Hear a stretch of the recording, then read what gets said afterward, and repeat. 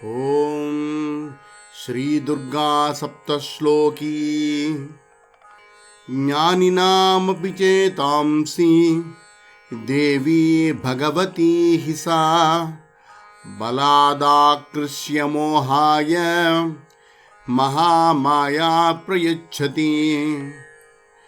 दुर्गे स्मृता हरसि भीतिमशेषजन्तोः स्वस्थैः स्मृता मतिमतीव शुभां ददासि।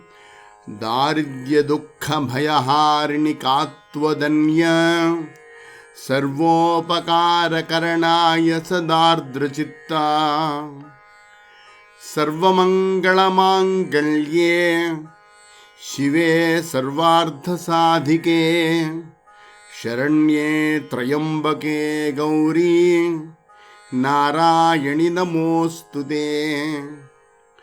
शरणागतदीनार्त परित्राणपरायणे सर्वस्यार्तिहरे देवी नारायणि नमोऽस्तुते।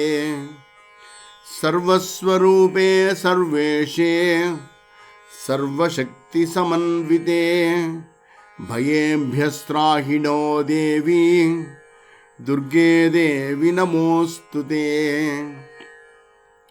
रोगानशेषानपहंसि तुष्टा रुष्टा तु कामान् सकलानभीष्टान् त्वामाश्रितानां न विपन्नराणां त्वामाश्रिताह्याश्रयतां प्रयान्ति।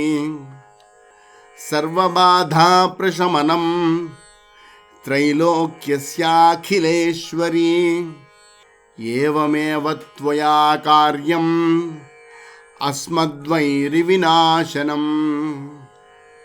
इति श्री दुर्गा सप्तश्लोकी।